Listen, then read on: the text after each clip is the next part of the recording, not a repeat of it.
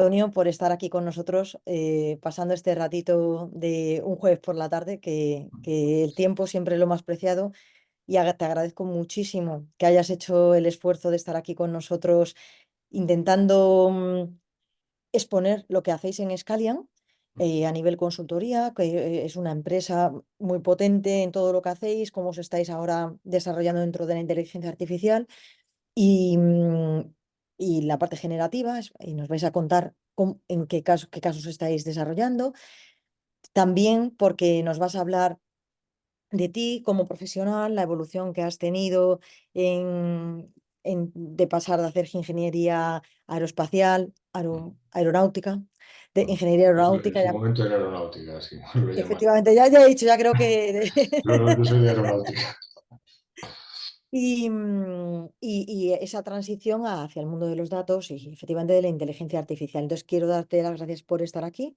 También a los que nos están escuchando y viendo en directo, que se agradece mucho tener el público, aunque luego lo subimos a YouTube, pero sí que contar con nombres conocidos y poder tener un momentito distendido hablando de libros y aquí todos viendo esta evolución de formación que hacemos, se agradece. Y antes de que empieces, solamente quiero volver a insistir, como el jueves pasado también y en estos eventos que estamos teniendo, que el día 8 de marzo arrancamos la cuarta promoción del programa intensivo técnico en Data Science, que son 200 horas de formación que permite a las personas que no tienen ni idea de datos, siempre lo decimos, aquí empezamos de cero y se apoya a todos los sectores, no solamente al sector técnico, que le va a ser más sencillo, sino a la gente que viene de ciencias, de letras, de ciencias que no tienen empresariales, económicas, que no tienen esa parte técnica tan fuerte, a que eh, poco a poco vayan conociendo la analítica, que tiene un poquito de programación, que tiene un poquito de estadística, pero que se puede hacer muchísimas cosas para sacar resultados muy fructuosos y que en 4 meses se puede trabajar ya directamente con ello. El curso lo empezamos el 8 de marzo. Cualquier un amigo o conocido que tengáis que esté interesado, por favor que se ponga en contacto con nosotros y sin más arrancamos, ¿vale, Antonio? Entonces, lo Bien. primero, pues efectivamente, como te he dicho, te quería preguntar por qué elegiste ciencias, que creo que con nuestra conversación previa ya Eso sabemos que estaba fue por fuera, Isaac Asimov. eso estaba fuera de ninguna duda desde hace muchos años, yo creo. Siempre, desde que era muy pequeño me ha interesado la tecnología en general y la ciencia. Y siempre me ha llamado la atención, pues eso, de pequeño viendo reportajes en televisión de Carl Sagan y cosas por el estilo, hasta que, bueno, decidí meterme a una carrera de ingeniería técnica, que es la de aeronáutica, como os he comentado. Y luego la verdad es que el resto de la vida, pues sí que siempre he estado intentando mantener cierto nivel de formación. De hecho, y luego hice otra carrera de empresariales, que no es puramente técnica, pero ya como estaba en otras áreas en mi trabajo, pues pensé que me sería útil y bueno, además de un máster y una serie de cosas, ¿no? Pero al final siempre me considero un técnico y siempre en las áreas técnicas es donde mejor me he encontrado. Lo que pasó en mi experiencia vital es que me fui moviendo por muchos departamentos en el área de la empresa, casi toda la cadena de valor, ¿no? De lo que es una empresa de producción y de ventas, pues he estado trabajando en distintos puestos y al final me di cuenta de que me pasaba, sobre todo en las últimas etapas, mucho tiempo analizando datos y haciendo predicciones, ¿no? Tenía que estar haciendo siempre forecast, predicciones sobre consumo, sobre necesidades de compra y demás. Y luego terminé dándome cuenta de que era la parte que más me gustaba, además. Y claro, empecé a mirar pues, qué tecnologías existían, cómo podía mejorar todo este tipo de procesos en mi propio trabajo. Y eso me llevó ya pues, a hacer un estudios ya más reglados en cuestiones de inteligencia artificial y de datos. Y hice un máster, vamos, para este tipo de cosas, todo muy basado en todo lo que tiene que ver la ingeniería de datos, el procesado de los datos y luego la capa de explotación con modelos de inteligencia artificial y de machine learning. Y ya pues nada, decidí dar el salto a trabajar en este área y cambiar, digamos, totalmente de profesión, porque realmente es un cambio pues fuerte, porque ahora trabajo en consultoría informática, que es algo que realmente pues no está en mi background profesional, ¿no? Esto lo estoy haciendo desde hace unos 5 o 6 años y bueno, pues la verdad que la consultoría es un área bastante dura porque te obliga a estar continuamente reciclándote y continuamente adaptándote a nuevos proyectos y a nuevos retos. Pues yo creo que ha sido una experiencia bastante, está siendo una experiencia bastante gratificante, vamos. O sea, que me alegro de haber cambiado de área, ¿no? Y claro, después de todo esto, pues es obvio que ha habido un lanzamiento de todas estas nuevas tecnologías recientemente que está haciendo pues que este tipo de perfiles y las personas con las que habitualmente trabajo pues se conviertan en perfiles muy demandados actualmente. Hay una demanda bastante alta de profesionales del dato y, por ejemplo, nosotros en Scalian pues tenemos de hecho problemas para encontrar perfiles. La pura prueba es que al final tienes que traer pues muchas personas también de fuera porque no se pueden cubrir toda la demanda de perfiles profesionales que hay ahora mismo abiertas, ¿no? Lo cual es muy positivo. O sea, eso demuestra que hay una demanda en el mercado y que, bueno, pues cualquiera que lleve una carrera y se esfuerce en este tipo de formación, pues debería tener bastante fácil encontrar un trabajo, además un trabajo normalmente bien remunerado. Y eso es un poco mi vida, en pocas palabras. Y si queréis os cuento un poco la vida de mi empresa en la que trabajo, muy Voy a breve. hacer, perdóname que ¿Sí? antes de que arranques, te voy a hacer una pregunta más y un inciso de, efectivamente, mm, este es el momento de formarse en datos, porque, como tú bien has dicho, hay para todos. O sea, esto es una exposición que hacemos regularmente. Uh -huh. Hay para la persona que quiere dedicarse a analítica, a programar y a estar con el código desde con los modelos y retocando modelos. Hay analítica para la persona que quiere estar en Power BI haciendo sus gráficos y sacando con Tableau y con las otras herramientas que haya de visualización. Hay y más enfocado al negocio y tocando solamente un poquito. En analítica de datos ahora mismo hay para todos. Entonces, formarse en datos es algo que en este momento en el que estamos, te dediques a IA generativa, a imagen, a salud. Ya puedes elegir en lo que te guste, pero que hay trabajo y que encima te mueves en unas bandas salariales buenas, porque hay más demanda que oferta, es de cajón. O sea, es que No, no eso es es una cosa. clarísimo. Lo estás diciendo tú que estás en Scalian y lo Mm. vemos todos los días porque por lo que montamos Datamecum fue porque veíamos efectivamente que llegaban tantas ofertas que no se podían cubrir, que es una pena que luego haya mucha gente en España en sus 40 y pocos, que no se pueden recolocar por, mm, Bueno, eso por desde luego por el te da un perfil plus. cuando hay tantísimas ofertas de datos. Entonces, sí que es. Y luego la otra pregunta que te quería hacer es, ¿cómo has pasado tú? Porque tú ya eres una persona con experiencia, que tienes una parte técnica muy importante. ¿Y cómo ha sido tu salto de pasar a estar detrás de la pantalla haciendo tus cálculos, tus estimaciones, a llevar gente, a tener que coordinar equipos? ¿Cómo ha sido esa transición? Y si. Bueno, en mi caso eso ha sido relativamente sencillo porque siempre lo he hecho. Entonces, llevar equipos de un área o de otra, siempre y cuando tengas un conocimiento global técnico, pues digamos que la soft skill y las técnicas necesarias para llevar equipos, pues es algo que ya llevaba de mis experiencias anteriores. Con lo cual, realmente eso no, para mí no es la parte más compleja. La dificultad de este tipo de trabajos, indudablemente, siempre es, primero, la pleyade de tecnologías y de técnicas que existen y la dificultad que conlleva estar siempre al día de lo que se está desarrollando, ¿no? Y cuál es el state of the art de la tecnología.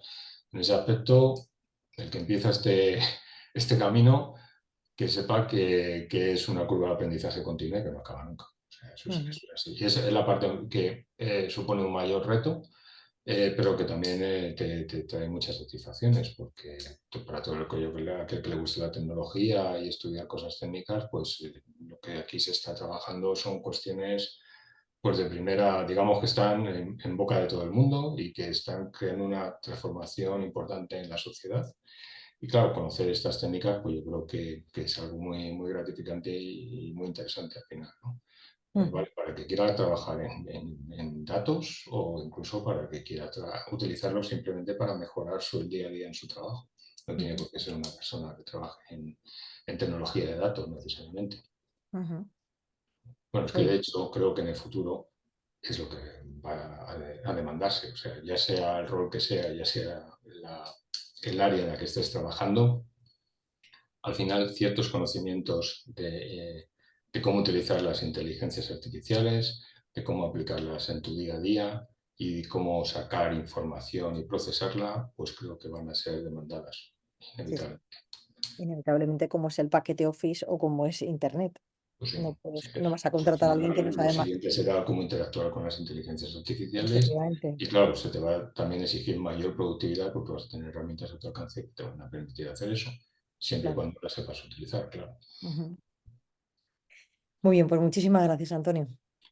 Pues nada, como digo, voy a contar un poco no sé ahora por qué no sale la slide de mi, de mi empresa, se me esconde.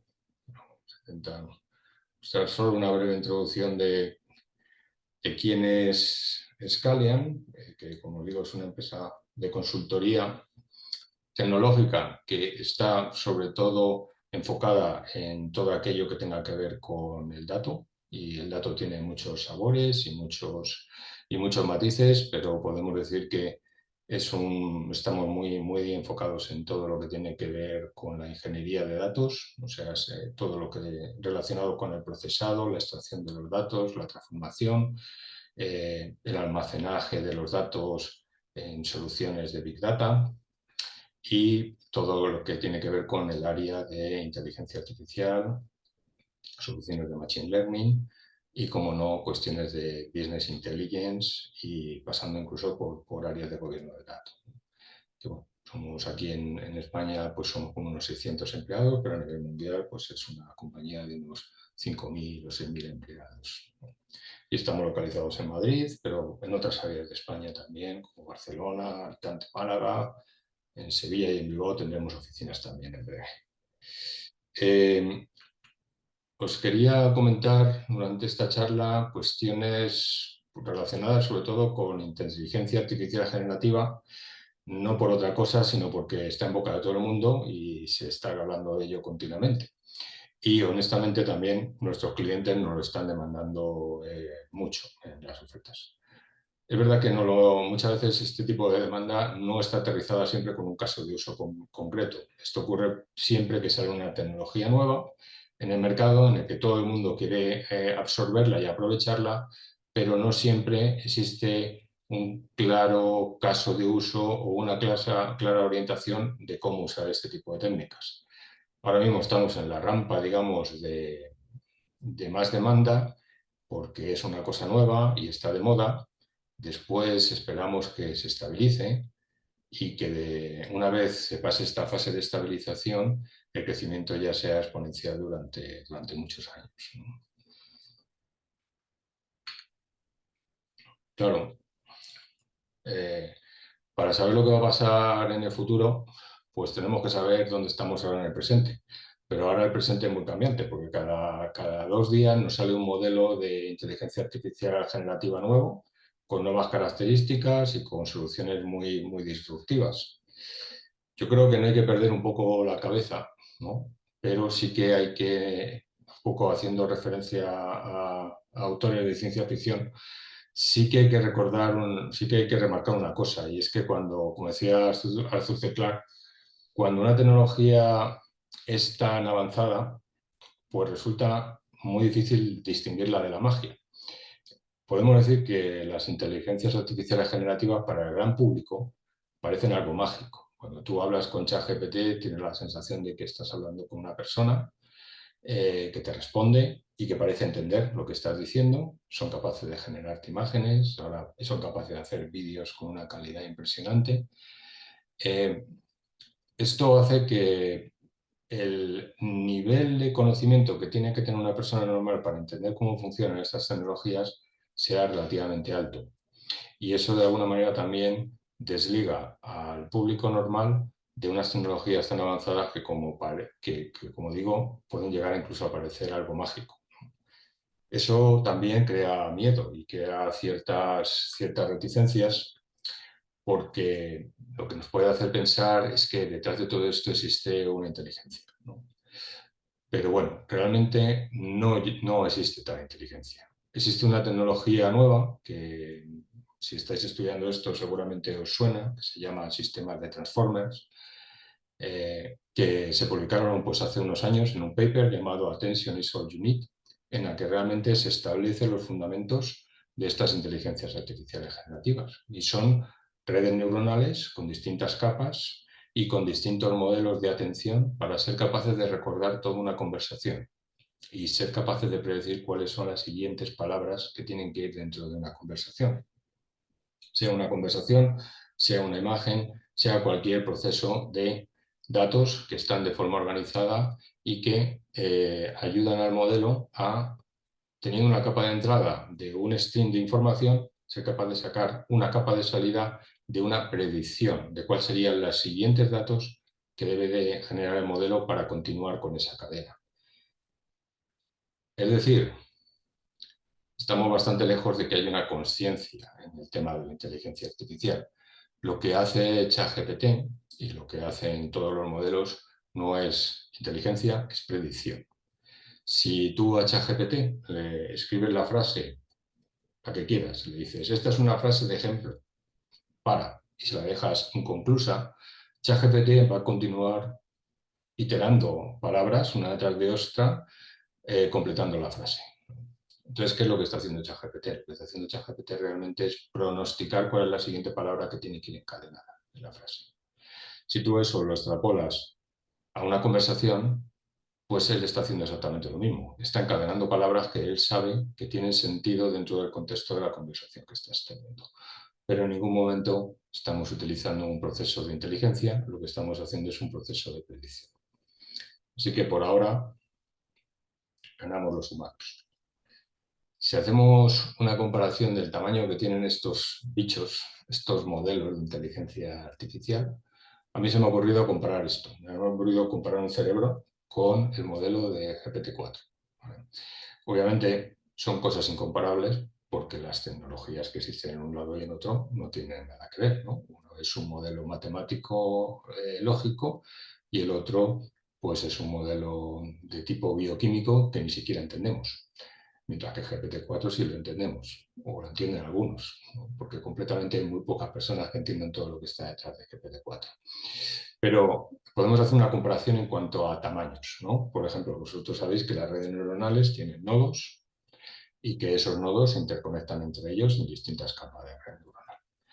Si hacemos una similitud entre un nodo de una red neuronal y una neurona del cerebro humano y comparamos cantidades, pues no lo vamos a poder hacer exactamente porque el GPT-4 no nos dice cuántas neuronas tiene su nodo, su capa, su red neuronal, pero sí nos dice cuántos millones de parámetros tiene. Y los millones de parámetros que tiene un modelo de red neuronal son los equivalentes a la cantidad de pesos que existe dentro de este modelo de red neuronal. GPT-4 tiene 175 billones de parámetros. 175 billones de parámetros es tanto como 175 billones de interconexiones entre distintos nodos en su red neuronal. Billones americanos, no de los españoles. O sea, 175.000 millones, lo cual es una cantidad absolutamente enorme y exagerada, ¿no? Pensar que esos 175.000 millones de parámetros tienen que ser ajustados en procesos de entrenamiento. Es decir, tú empiezas con unos pesos aleatorios y los tienes que ir reentrenando de forma iterativa hasta que tienes resultados interesantes. Y eso lo tienes que hacer para 175.000 millones de parámetros, ¿no? Lo cual es un volumen absolutamente inimaginable en cuanto a capacidad de cómputo y de cálculo. Vale. Bueno, pues si nos comparamos con un cerebro humano, pues el cerebro humano tiene unos 100 billones de neuronas, pero cada neurona tiene entre 1000 y 10.000 conexiones, ¿no? Que sea que si hablamos de conexiones interneuronales, el cerebro humano es todavía mucho mayor que GPT-4. Así que bueno, digamos que en volumen ganamos. En complejidad de la interconexión, además, también ganamos porque los procesos bioquímicos de la neurona ni los podemos entender, mientras que GPT-4 son unos procesos matemáticos relativamente sencillos. Pero se me rompe la presentación y no sé por qué.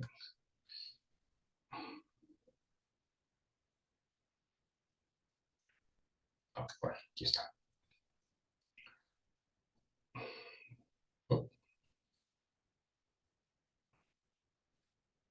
Pero lo que quería comentaros con toda esta disertación es que, aunque se está transmitiendo la idea de que estamos cerca de que las inteligencias artificiales puedan llegar a tener una conciencia e incluso a superarnos y a hacernos perder nuestros trabajos o nuestros empleos, realmente estos modelos lo que están haciendo siempre es hacer predicciones mediante soluciones matemáticas. Y eso sí, aprovechándose de una gran cantidad de parámetros y una enorme capacidad de cómputo. Pero de ahí a que estos sistemas vayan a desarrollar una conciencia en el medio plazo, pues creo que aún estamos bastante lejos. Es decir, aunque estas tecnologías parecen magia, no lo son, y es algo que todavía pues está lejos de llegar pues a la ciencia ficción, ¿no? Al estudio de la conciencia y a que estas máquinas sean capaces de autoprogramarse y autodesarrollar una conciencia propia. En fin, al final, ¿cómo estamos hoy? Pues en cuanto al nivel de uso de estas tecnologías, pues tenemos estudios que indican que ya, si el 70% de las grandes compañías están intentando utilizar estas tecnologías, lo cual indica el nivel de penetración que están teniendo en cuenta que esto empezó hace poco más de un año,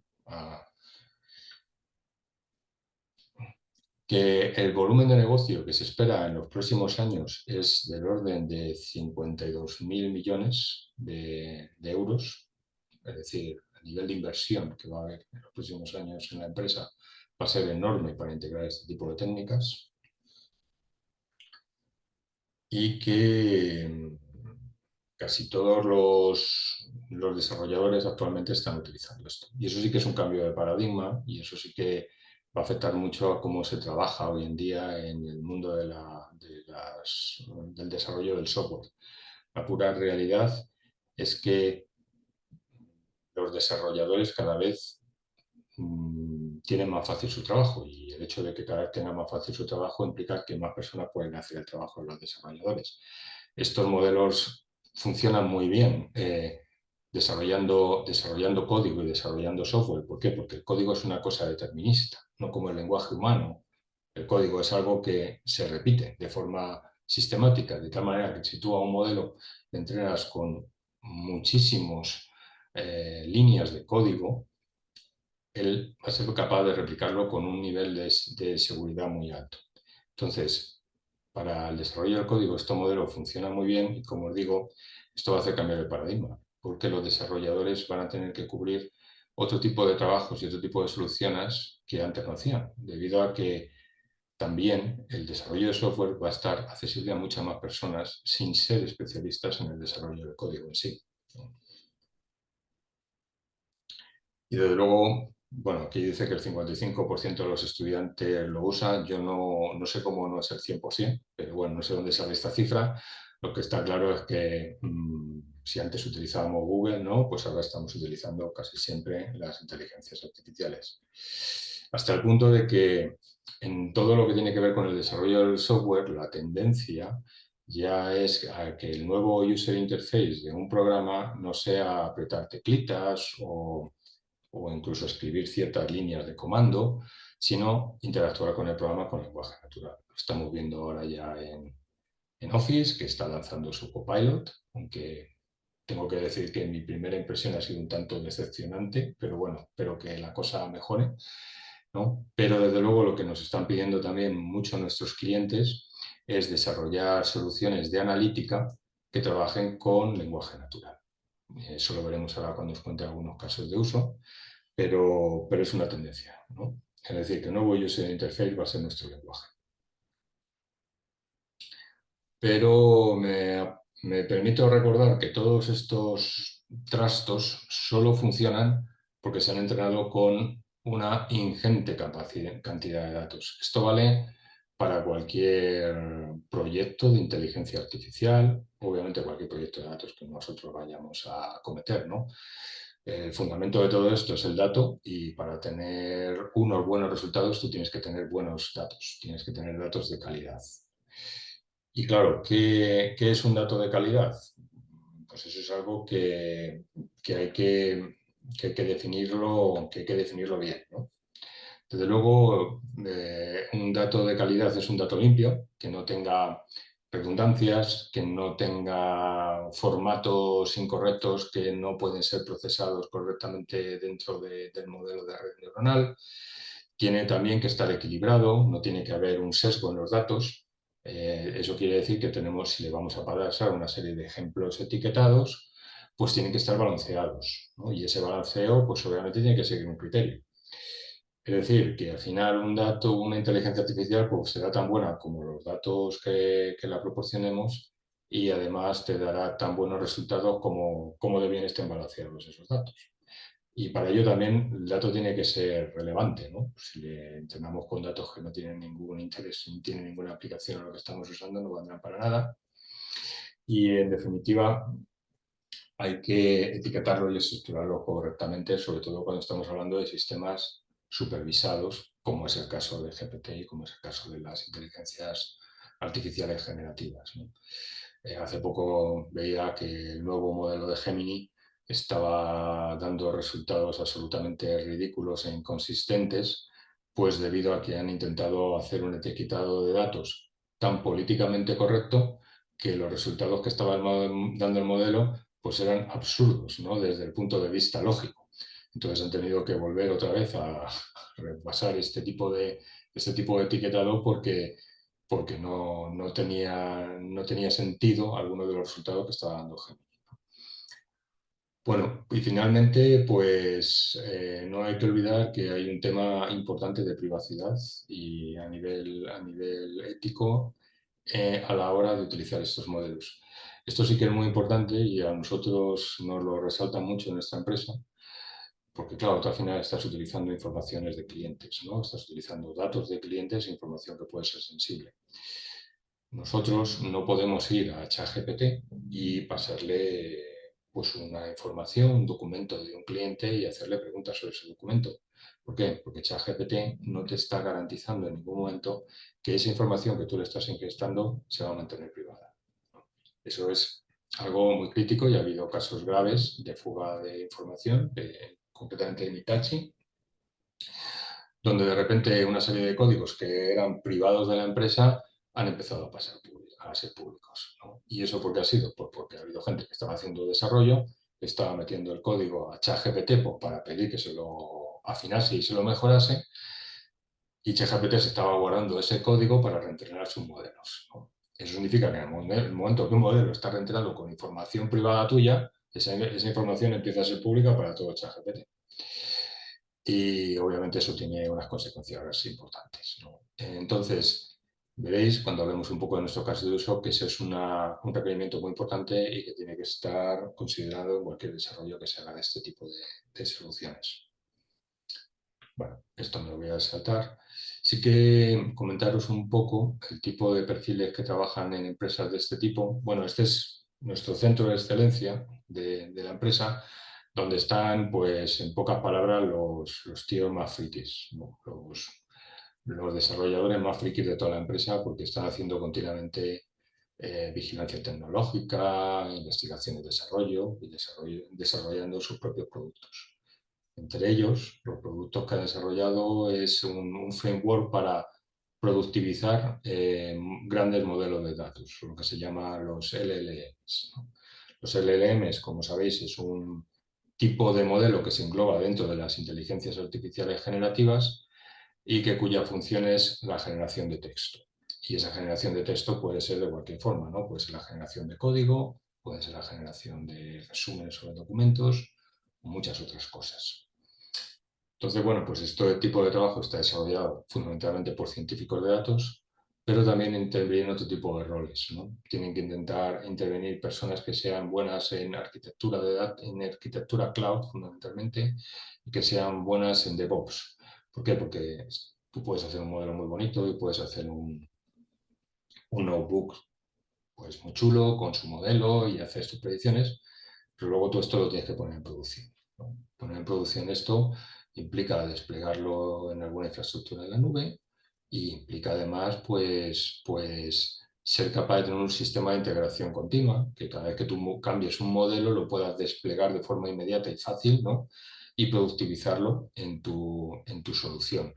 Entonces, esto implica que las personas que trabajan en este tipo de proyectos pues son multidisciplinares. O sea, hay científicos de datos, hay ingenieros de datos, porque tienes que procesar y tienes que preparar los datos de la forma correcta, hay desarrolladores en algunos casos, pero también es importante la figura de los ingenieros, de los arquitectos de datos, perdón, porque son los que te construyen la infraestructura en la nube, ¿no? Y bueno, pues eso os lo cuento ahora cuando hablemos un poco de las soluciones que tenemos desarrolladas.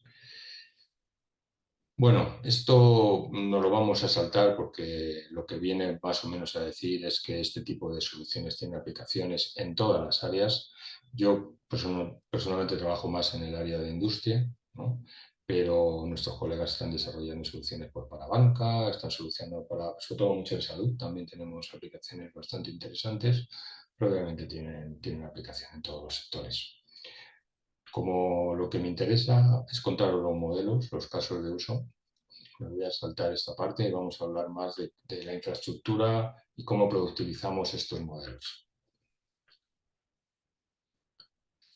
Antes de ello, os tengo que remarcar algunos de los retos importantes que tenemos cuando tienes que preparar uno de estos proyectos, ¿no? Y cosas que muchas veces se habla de ellas un poco de forma superficial o no se le presta la suficiente atención, pero cuando hablamos de inteligencias artificiales son especialmente relevantes porque al final, las personas acaban confiando en lo que la inteligencia artificial dice o hace. Y eso tiene consecuencias, ¿no? Sobre todo porque estos trastos tienen, para mi gusto, una de las cosas más peligrosas que tienen es la alucinación. Como os decía antes, estos chismes son de todo menos inteligentes, son unos charlatanes, en pocas palabras. Lo que ellos hacen es predecir. Hasta cierto punto no se pueden callar. Eso significa que en muchas circunstancias tú podrías hacer una pregunta a un modelo y él te podría dar una respuesta totalmente errónea, simplemente porque la secuencia de palabras que va concatenando en la conversación y en el contexto tienen una probabilidad alta de que se produzcan, ¿no? Como al final no hay un entendimiento de lo que se está diciendo, eso supone que estos modelos pueden causar alucinaciones. Alucinaciones básicamente significa me da una respuesta que semánticamente o gramaticalmente es perfectamente válida, pero que no tiene sentido para lo que yo le estoy preguntando. Eso es algo grave y que hay que controlar. Lo siguiente que hay que controlar es el sesgo, obviamente, porque si está entrenado con una volumetría de datos desbalanceada, pues puede tener sesgos hacia un lado, hacia el otro, en función de cómo han sido entrenados, ¿no? Y después hay una parte de ciberseguridad muy importante que ya os comenté antes, en el sentido de que no debemos compartir información con modelos de base de datos de terceros, es decir, APIs expuestas de terceros que no te garanticen que tu seguridad, que tu información se mantiene privada. Obviamente tú puedes usar ChatGPT a nivel personal y compartir con él lo que quieras, pero no puedes compartir información privada de un cliente, información privada de un paciente, por ejemplo, de un hospital o cosas de este estilo. Y obviamente muy en breve nos vendrá una regulación legal también que limitará de alguna manera el uso de este tipo de soluciones. Por ahora no se ha dado el caso, pero pero que se habla mucho en los medios de que seguramente exista. Bueno, ¿qué hace falta para desarrollar estas soluciones? Pues obviamente hace falta tener dentro de una organización, sobre todo, no tanto dentro de una empresa de tecnología como nosotros, que bueno, ya que sale algo nuevo, obviamente lo probamos, pero para las organizaciones primero tiene que existir cierta cultura de la explotación del dato, de ahí que normalmente este tipo de soluciones encajan mejor en grandes organizaciones, porque son los que ya tienen infraestructuras y cultura eh, habituada a trabajar con datos. Obviamente tiene que haber los roles y las capacidades técnicas para hacer este tipo de aplicaciones y de desarrollos, cosa que, como ya os he dicho, no abundan ahora mismo. Es una demanda que existe en el mercado. E incluso muchas de las personas que se califican como expertos en estas tecnologías, pues no lo son tanto, ¿no? Están a un nivel todavía bastante básico y tienen que desarrollar expertise en ello. Luego, cualquier cosa que tú lances tiene que estar orientado a una estrategia y a un gobierno del dato. O sea que todo esto que hemos hablado antes de la importancia de la seguridad y la importancia de tú cómo compartes y explotas tus datos están dentro de este área, ¿no? Y finalmente, pues tienes que tener claro cuál es el caso de uso de la aplicación. Y ese es otro de los problemas que se están dando ahora. Ahora estamos en un boom, en una explosión de interés en estas tecnologías y muchas veces se están intentando aplicar a casos de uso que o bien no son los adecuados o bien simplemente no están bien definidos para que la tecnología realmente dé el valor esperado al cliente. Eso obviamente es algo pasajero que conforme esto se vaya integrando en las organizaciones, pues estas tecnologías tendrán una implementación mucho más sólida y los casos de uso pues, van a estar mucho mejor definidos. Como digo, estamos ahora en una fase todavía muy inicial, ¿no? Bueno, ¿qué tecnologías existen para desarrollar estos datos, estos proyectos? Tenemos básicamente tres, ¿no? La primera sería, oye, yo me voy a ChatGPT y le pregunto todo. Y le paso las preguntas a su API y me las devuelve. Ahí estoy utilizando básicamente lo mismo que haríamos desde la consola, ¿no? La segunda sería utilizar lo que llamamos RAG, que consiste en que yo le hago una serie de preguntas a ChatGPT o al modelo de datos que corresponda, añadiéndole un contexto de información. Y lo que le digo es que él se circunscriba a darme respuestas sobre ese contexto de información que le estoy dando. De esa manera, de alguna manera, estamos utilizando toda la potencia de cómputo, todos esos millones de parámetros que tienen en el modelo, pero en lugar de estar utilizándolo para que me dé respuestas genéricas, lo estamos utilizando para que me dé respuestas solo del contexto que yo le estoy diciendo. Típicamente, yo le paso un documento mío y digo, oye, quiero que me respondas sobre mi documento. No me respondas sobre el resto de conocimientos que tú tengas, que no me importa, ¿no? Eso sería, digamos, la solución que llamamos RAG. Y finalmente, pues la última sería cogerte tú y coger los modelos de existentes y hacer un fine tuning. Es decir, yo cojo tu estructura de red neuronal, pero te paso un montón de datos debidamente etiquetados y lo que hago es que ajustar el modelo a que me dé respuestas basadas en estos datos. Pero ahí hago un proceso de cómputo, o sea, ahí ya estoy cambiando los pesos del modelo de red neuronal, ¿no? En la otra anterior no estoy cambiando su modelo, simplemente le estoy dando un contexto para que me dé una respuesta. Y bueno, el último ya sería, yo soy tan chulo que soy capaz de montarme un modelo de LLM yo mismo. Eso sería más o menos imposible, ¿no? Porque las capacidades de cómputo que tenemos ahora mismo pues no te permiten hacer entrenamientos sobre esos sistemas con tal volumetría de datos. Solo pueden acometer empresas pues, como GPT, como Google o como Amazon, ¿no? Empresas que tienen muchos datos disponibles y una enorme capacidad de cómputo. Creo recordar que entrenar GPT-4 pues, costó como 300 millones de dólares, si mal no recuerdo, solo el entrenamiento, ¿no? Sí, por no hablar del refinado de la mano de obra para hacer ese trabajo. Entonces, todos estos modelos tienen una característica y estas soluciones que hemos desarrollado tienen una característica. Como tú ya tienes el modelo construido de alguna manera y te lo puedes utilizar, el costo de construcción de tu desarrollo es, vamos a decir, relativamente bajo, pero el costo de explotación es alto. ¿Por qué? Porque la capacidad de cómputo que tú necesitas para correr este tipo de modelos es alta. Ya sea porque la tienes instalado el modelo en tu máquina y necesitas una máquina muy potente con una memoria en GPU muy alta, o ya sea porque estás haciendo pago por uso. Es decir, cuando yo hago una pregunta al modelo, pues se te carga, ¿no? Una cantidad de dinero. Y eso, pues también tiene un precio alto. Es decir, que una de las limitaciones, aunque se entiende que este precio irá bajando, es que, es que necesitas mucha capacidad de cómputo y eso, pues obviamente tiene un precio, ¿no? Así que, bueno, aquí tenemos un poco los cuatro modelos que yo os había comentado. Y en el que nos vamos a enfocar ahora es en el RAG, que se llama Retrieval Augmented Generation. ¿Por qué? Porque es el más habitual y es el que estamos utilizando en los casos de uso nuestros. Obviamente no podemos construir nuestro modelo, necesitaríamos pues eso, la capacidad de Google para hacer eso. El fine-tuning es algo que también hemos desarrollado en varios casos, pero hemos conseguido mejores resultados muchas veces con la solución RAG, ¿no?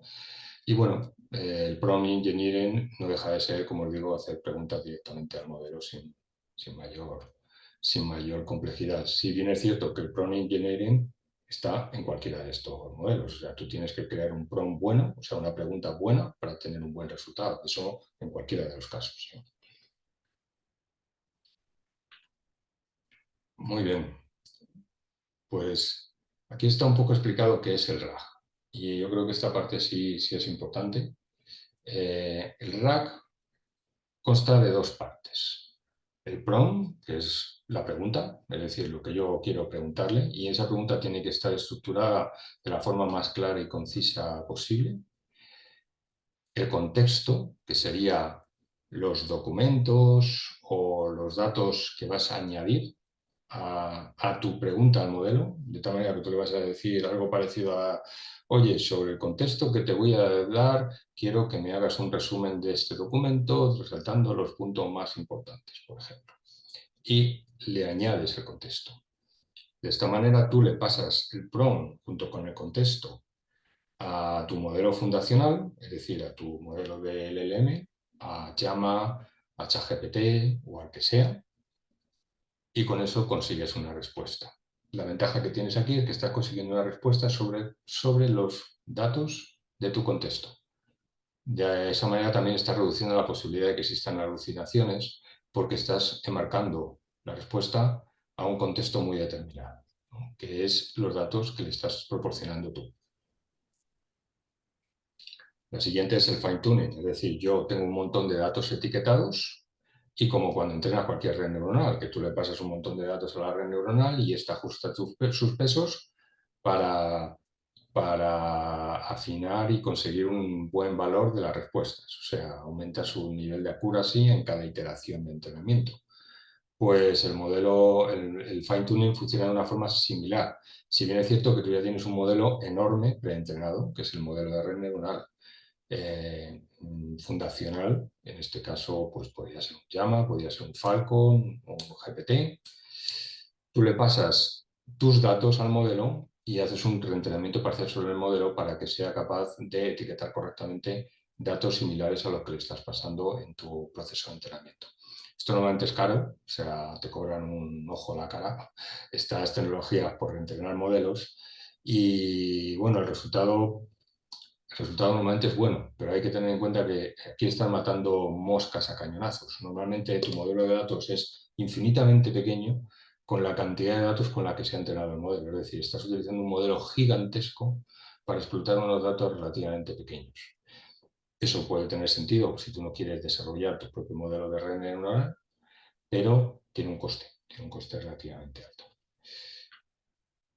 Bueno, pues Dicho esto, aquí tenéis una tabla comparativa en cuanto a costes. Obviamente el rack tiene un coste relativamente bajo comparado con las otras soluciones, que por eso es algo que estamos utilizando nosotros en nuestras soluciones y porque además da unos resultados, pues como os digo, bastante satisfactorios.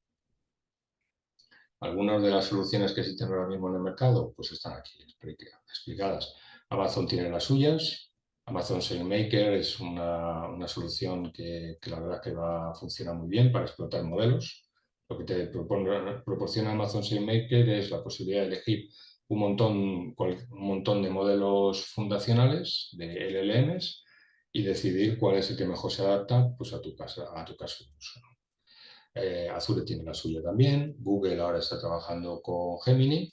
Y otra solución, obviamente, es tener tu propia máquina e instalar tu modelo dentro de tu máquina. Si tienes una máquina tan grande como para soportar un modelo de este tipo, que no suele ser el caso.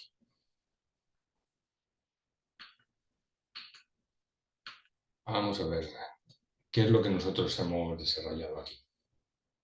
Pues algunas de estas tecnologías, no sé si os sonarán, pero son muy comunes y son, vamos, si estáis estudiando este área, os recomendaría que le echaseis un vistazo porque son ahora las que más se están utilizando, sobre todo para explotar las IAs generativas. La primera es LangChain, que es una librería que está disponible en Python, pues para poder explotar un modelo LLM. O sea, tiene un montón de métodos ya predefinidos, de tal manera que te facilita mucho el código que tienes que desarrollar para construir este modelo aumentado, este RAG que os había dicho, y pasarle las preguntas al modelo fundacional, ¿no? Al LLM. Claro, ¿qué ventaja tiene este sistema? Primero es que lo tenemos construido todo en un entorno de Azure, de tal manera que está bastionado y está dentro de nuestro entorno. Tú interaccionas con el modelo mediante el chat de Teams, de tal manera que tú estás hablando con tu bot, pues con Teams, como si fuese un compañero más.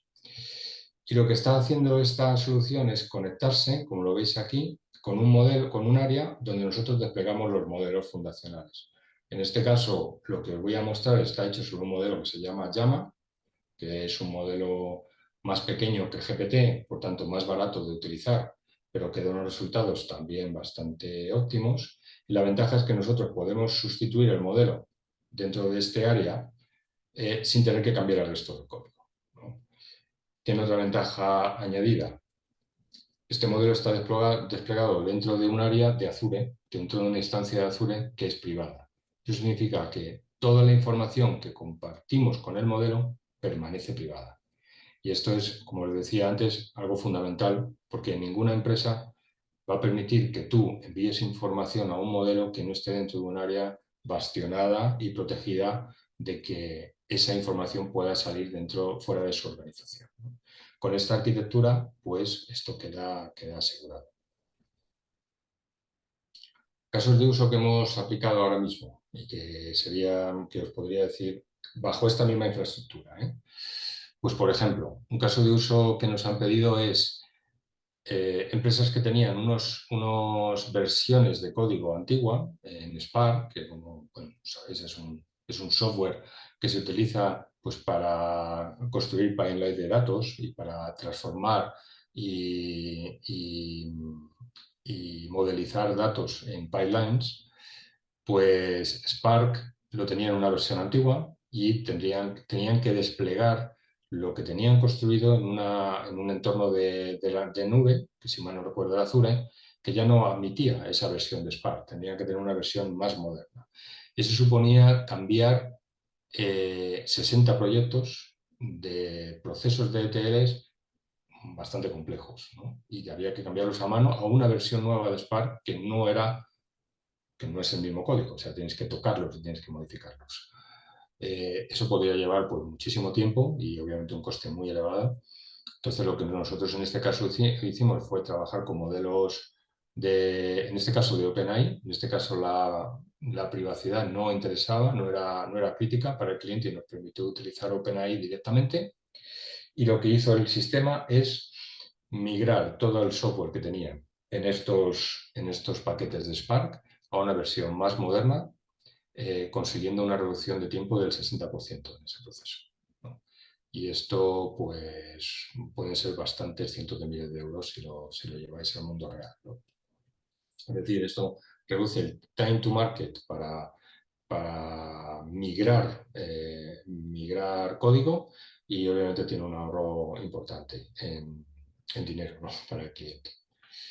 Otras aplicaciones que estamos dándole es en el orden de las consultas. Esto, de hecho, es un desarrollo para un banco que tiene que desarrollar 200.000 consultas de tipo nocturno para hacer su batch de datos. Es decir, el banco está lanzando 200.000 queries de tipo SQL contra su base de datos tipo Data Warehouse todas las noches para construir su modelo de capa analítica, su Business Intelligence, para actualizarlo todas las noches. Eso podéis imaginar la cantidad de cómputo y tiempo de procesado que lleva, ¿no? Pues igualmente estamos utilizando una solución de inteligencia artificial, pues para optimizar esas consultas de tal manera que el procesador sea mucho más ágil y que la necesidad de cómputo sea mucho más bajo. Se está consiguiendo una reducción de tiempo de ejecución de estas tareas del orden del 40%. O sea, eso supone un coste de reducción de infraestructura para el cliente enorme, ¿no? Es una cantidad de cómputo altísimo y una volumetría de datos muy alta que se está moviendo.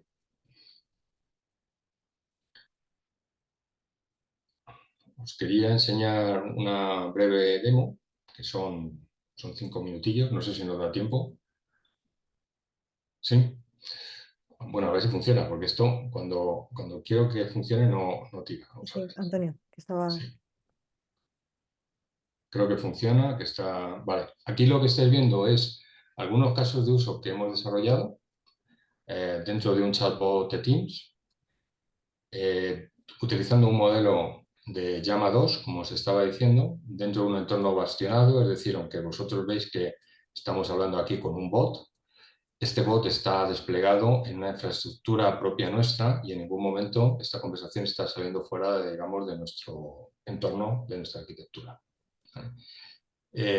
Aquí le está haciendo una serie de preguntas muy genéricas, es decir, el bot está abierto. ¿Por qué? Porque hemos establecido una capa primera antes de hacer la pregunta al bot para identificar si las preguntas que estamos haciendo son sobre unos documentos internos de la empresa o son sobre información genérica. De tal manera que podemos desviar el proceso para que le mandemos una pregunta general y el bot utilice su base de conocimiento general para darnos una respuesta, o utilizar documentos internos nuestros para que nos dé una respuesta acotada al documento que le estemos proporcionando. En ese caso, estaríamos utilizando, como les decía, la tecnología del RAG, ¿no? Entonces, bueno, lo que estáis viendo ahora en pantalla es simplemente preguntas de tipo generales, pero ahora en breve vais a ver que lo que le vamos a pasar al bot es un documento de Word, un documento interno nuestro, como se lo podrías adjuntar a cualquier compañero, y le vamos a hacer preguntas sobre ese documento. Vamos a ver si no lo adelanto un poquillo, que simplemente está valorando la calidad de la información que está dando, que en general es bastante, bastante buena. Ahora mismo lo que hacemos es adjuntar un documento, podría ser cualquier documento interno, le da permisos al chatbot para editar ese documento, es igual que a cualquier colega que se lo pasásemos, que tenemos que darle permisos para poder verlo. Y ahora lo que él va a hacer es indexar este documento, es decir, él va a leer todo el documento y todo el texto que está en el documento lo va a convertir en números, en unos números que se llaman vectores, lo va a guardar en una base de datos y va a permitir que hagamos preguntas sobre él, que es lo que está haciendo ahora mismo. Es decir, le hemos pedido que nos haga un resumen del documento, él está generando el resumen del documento y además nos lo está guardando pues, dentro de nuestro file system, ¿no? En un sitio. Ahora lo que hace es, sobre el mismo documento, le pedimos que nos genere una presentación PowerPoint. Nos saca la presentación PowerPoint y nos la guarda. En este caso nos lo guarda en nuestro file system de Azure. Y es más, nos hace una presentación PowerPoint con la plantilla que nosotros le demos. Y ahora mismo nos está sacando una presentación de PowerPoint sobre el documento en PDF que le hemos pasado previamente, ¿no? Y ahora no sé qué me está preguntando, pero bueno, cualquier cosa, ¿no?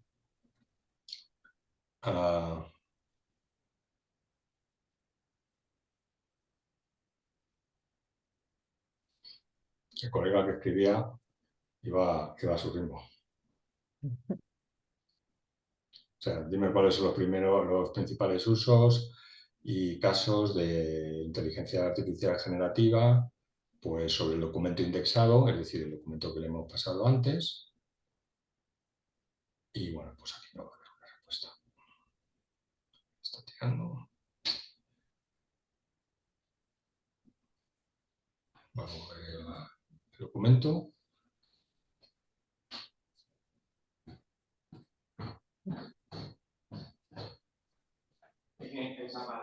Y lo que está pues demostrando básicamente que la información que nos está proporcionando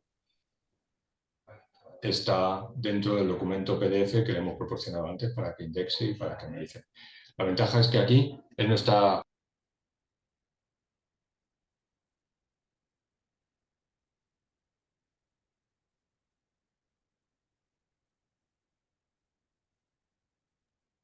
Antonio, no se te escucha. Y no se te escucha, Antonio, perdona que Sí, te el audio se ha...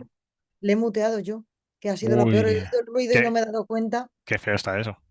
A ver si ¿Ahora? Sí, ¿no? ahora ahí, gracias. Vale. Bueno, esta otra Perdóname. solución tiene una aplicación un tanto curiosa. The window is broken. Vamos a The ver. computer. A ver si vuelvo atrás, porque lo estaba explicando, pero me he quedado cortado. Aquí lo que hemos hecho para nuestro cliente es dotarle de una solución para que las personas que tienen que hacer una auditoría en una fábrica, normalmente van paseando por la fábrica, es un proceso de Lean Manufacturing que se llama Gemba Walk.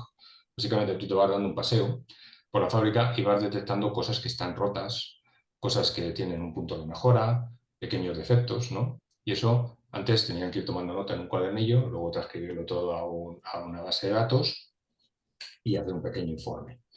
Lo que hemos construido es una solución en la que tú, pues a través del móvil, estás hablando normalmente, es decir, te vas paseando por la planta y vas comentando los problemas que tienes. La inteligencia artificial está identificando lo que le estás diciendo y la categoriza. Es decir, si tú dices un problema, por ejemplo, con una salida de emergencia, pues él lo guarda como una categoría de tipo riesgo de emergencia, normaliza la información que tú le estás dando y la guarda en una base de datos de forma estructurada. Entonces aquí tenemos un proceso de reconocimiento del lenguaje natural mediante el speech to text, pero además la capacidad de la IA generativa de entender cualquier frase que le estás diciendo y añadirle una categoría y guardarla de manera estructurada en una base de datos. De esta manera, pues básicamente la persona va hablando y va haciéndole el informe al resto la inteligencia artificial sin que él tenga que escribir ni documentar nada. Pues nada, esto es un ejemplo de cómo se usaría, ¿no? Él entra en el bot de esta solución, selecciona más o menos el área en la que está trabajando y quién es el auditor. En este caso es, bueno, este es nuestro jefe del COE, no es ningún auditor de verdad, pero bueno, este es la demo. Y, The window is broken. por ejemplo, ¿no? The computer monitor is not working properly.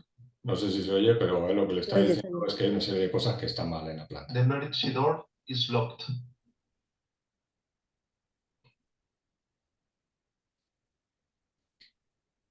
Y como veis, queda transcrito aquí. Esto después va a ser procesado por la IA, va a categorizar estas frases, estas palabras que ha dicho y lo va a guardar en una base de datos que se utiliza para realizar la auditoría. Se le puede añadir una foto también, se reconoce además la foto y se añade etiquetas en la propia foto y entrando ya dentro de la aplicación de la auditoría del cliente, por lo que él acaba de decir, ya queda registrado pero de forma, como veis, normalizada. O sea, hay una serie de nombre, descripción, acción y demás que se genera automáticamente a través del texto que él ha mandado de forma verbal, ¿no? Pues nada, estos son algunas aplicaciones, no todas, porque estamos trabajando en más ahora mismo, en la que la inteligencia artificial pues, se mete en distintas áreas de las operaciones de una empresa para ir optimizando, ¿no?, sus operaciones y ir haciendo al final la vida más fácil de los trabajadores. Ya os digo, hay muchas más, pero ahora no tenemos tiempo y bueno, pues nada, si os interesa en el futuro podemos incluso entrar a un nivel más técnico y más en detalle, ¿no?, de cómo realmente funcionan estos modelos y de cómo indexamos estos documentos para que el modelo pueda leerlos. Que no olvidéis que las máquinas no leen texto, las máquinas leen siempre números, ¿no?, vectores, y es lo que realmente trabaja. Pero bueno, eso lo dejamos para otra ronda. No, Pues, muchas gracias Antonio, porque la verdad que el ver el caso práctico de utilización para algo tan concreto como es un servicio técnico es impresionante. Yo en una de las empresas que he trabajado es farmacéutica y hacíamos una parte de devices, de dispositivos muy importante. Y claro, la parte del servicio técnico, de dónde has recogido la máquina, en qué hospital, en qué estado estaba, claro, mezclar imagen con situación, con poder hablar, mm, decimos, ¿no?, que los sí, modelos que sean multimodales, que sean capaces de poder analizar cualquier tipo de entrada de datos para darte una solución única, de decir si ese dispositivo está bien, está mal, con todo lo que digas, imágenes, imágenes, voz, audio, texto. eso, pues como os digo, este es un caso de aplicación, pero hay muchas otras. Y luego las que os he contado antes, que no son tan visuales, ¿no?, y tan espectaculares, porque realmente es código ejecutándose, pero realmente el nivel de ahorro y de reducción de costes que tienen son enormes. O sea, la Mm. capacidad de optimizar tus códigos, tus consultas SQL, tus procesos de ETL, aplicando procesos de inteligencia artificial, eso en el día a día de una empresa tiene un impacto enorme en cuanto a su coste de cómputo e infraestructura. Y ahí también tiene mucha entrada. O sea que ahora mismo lo estamos utilizando también para soluciones de hospitales en el entorno médico. Típicamente cuando un médico escribe un informe médico, eso tiene que ser codificado. Tú puedes escribir en lenguaje natural, pero eso luego hay que meterlo en una base de datos con una serie de códigos. Eso es un trabajo enormemente tedioso. Hay gente que se dedica solo a revisar eso y a codificarlo y a registrarlo. Pues ahora, ya de hace tiempo, tenemos construido modelos para ser capaz de leer esos textos y codificarlos en el código correcto y guardarlo en base de datos. Siempre tiene que revisarlo después, obviamente, un humano y un médico, pero igualmente se ahorra muchísimo tiempo. Como esto, millones de aplicaciones que van a ir surgiendo en muy breve. Nos están lloviendo peticiones por prácticamente cada día. Claro, claro. Además, justo la semana pasada estuvimos con Ana Jiménez, que también trabaja en Kibim, que es una empresa farmacéutica que empresa farmacéutica, una startup también de salud que trabaja con imágenes médicas para sacar información de cáncer, de oncología, de biomarcadores para detectar Sí. mejor que simplemente el ojo humano. Eso lo Y nos llevamos decía haciendo exactamente. tiempo, pero eso ya no es, es computer vision, ya son redes neuronales convolucionales y en eso nosotros también hemos hecho modelos, además con un índice de acierto bastante grande. Es capaz de predecir, pues, con una placa del pecho, por ejemplo, un gran número de enfermedades de Ujú. tipo respiratorio, simplemente con la imagen de la radiografía. Está integrado en la máquina del propio médico y le va dando un Dándole. diagnóstico que él puede seguir y obviamente lo tiene que Claro. validar, pero hablamos de índice de acierto de un 85%, o sea Sí, que, sí, decíamos, pero me refería más al tema de claro, multimodal porque también ellos, claro, están, o sea, empiezan por una manera, pero también están ya combinando todo tipo de información, de los informes médicos, claro, de todo tipo de información, no solamente de las imágenes. O sea, al final ahora los modelos son mucho más potentes simplemente porque combinan varios tipos de input distintos. No quiero que se me olvide una pregunta. ¿Este vídeo que lo he intentado buscar en YouTube está disponible o es que es en privado de Scalian? Pues yo creo que no está todavía disponible. Lo preguntaré a mis colegas a ver si lo podemos compartir. Vale, O porque incluso está muy podemos bien. grabaros algunos casos más, ¿no? Porque nosotros dentro de nuestra empresa, incluso que todavía no están disponibles ya, creo que hoy lo tenían ya listo, lo estamos aplicando pues para incluso hacer preguntas sobre información interna nuestra. Por ejemplo, si alguien quiere saber quién de nuestros colegas pues tiene experiencia en una tecnología determinada, no tiene más que ir a esta herramienta y hacer la pregunta.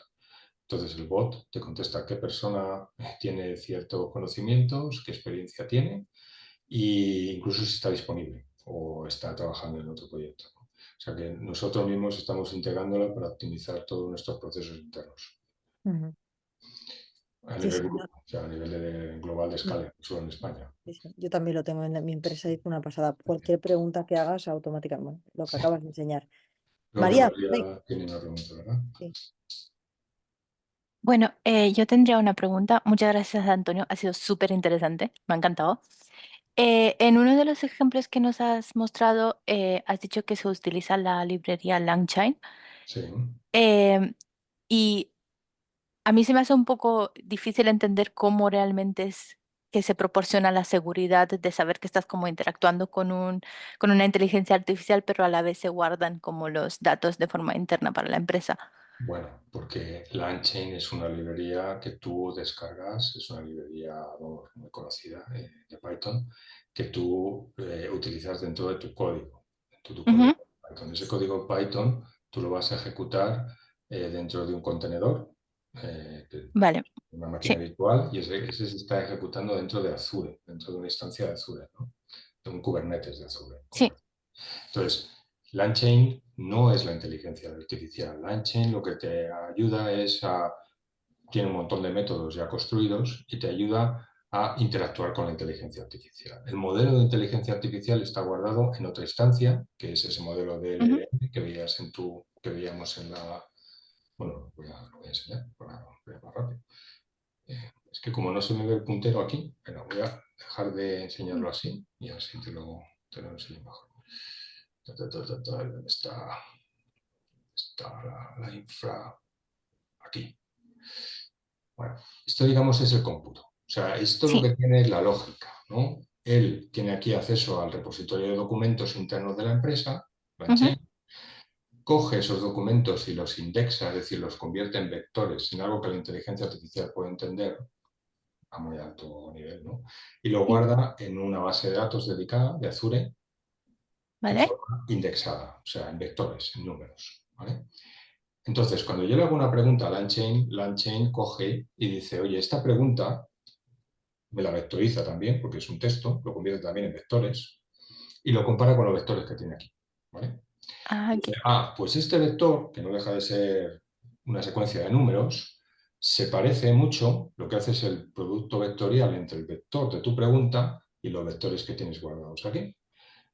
Entonces, aquellos que tienen un producto vectorial más grande, es decir, viene a ser lo mismo que decir, aquellos que se parecen más a mi pregunta, es decir, aquellos que contienen información relevante para mi pregunta, los coge como contexto. Es decir, no te coge todos los documentos, sino solo esos trozos de documento que parece que tienen información relevante a la pregunta que tú le estás haciendo, ¿vale? Y Vale. LangChain coge esos vectores, otra vez, y los convierte en texto. O sea, que como ves, LangChain te hace muchas cosas. Entonces, coge esos textos que han sido seleccionados relevantes para tu pregunta, los juntan a tu pregunta y con ello crea lo que llamamos el RAG, ¿no? Ese Ujú. PRON aumentado que incluye contexto y pregunta. Y ese contexto y pregunta se lo pasa al modelo, ¿no? Entonces, lo que le está diciendo al modelo, dice, oye, sobre estos trozos de documento que yo te he seleccionado, contéstame esta pregunta, ¿vale? Y Vale. devuelve la respuesta sobre ese contexto de documentos. Y todo eso te lo gestiona LangChain porque ya tiene métodos para hacerlo. Entonces, tu código, digamos, de Python pues, es mucho más fácil de desarrollar. Pues, si tienes que hacer todos los métodos tú, pues te podrías tirar hasta que suene la trompeta, ¿no? Para hacerlo. Sí. Entonces, LangChain, digamos que automatiza mucho este proceso y, vamos, es una tecnología ahora mismo muy común, vamos, yo diría de las más usadas ahora mismo en la explotación de modelos. Pero esto sigue siendo privado, porque esto es código. y el modelo, o sea, donde tú le mandas el prompt con la información privada, se lo estás mandando a una instancia de Azure donde tienes desplegado el modelo, pero esta Vale, instancia también es tuya, de sí, manera que la información nunca sale de este entorno. Si tú esta información se la mandas a la API de ChatGPT, vale, pues sí. entonces ahí ya deja de ser privada. Entonces Mm. ahí ya ha salido de tu entorno y ya alguien más la puede utilizar o ChatGPT la puede utilizar en el futuro para entrenar sus modelos. No sé Ahora si sí que está más claro. Muchísimas gracias. es bastante, a ver, explicarlo en alto nivel, claro, es un poco impreciso, pero nos podríamos tirar horas hablando de esto, si no sabes. Súper interesante, ¿verdad? Muchas gracias. Aquí. Pues no sé si tenéis alguna pregunta más, Carlos, Fede, alguna por ahí. Si no, venga, pues Antonio, nos liberamos ya. Muchísimas gracias por el tiempo. Ha sido muy, muy interesante, muy buen equilibrio entre la parte técnica y la parte de uso y de aplicabilidad práctica. Así que muchísimas gracias Pues nada, por ha sido un por la placer y exposición. gracias a vosotros por invitarme. Muy bien. Muchas gracias a todos, Venga, chicos. Nos vemos en la hasta siguiente. pronto, buenas noches. Venga, muchas Gracias, gracias. Antonio. Buenas Gracias. Hasta noches. luego. Chao, Antonio. Buenas Gracias. noches. Hasta luego. Chao. Hasta luego. Gracias, buenas noches. Chao, buenas noches. Entonces, Chao.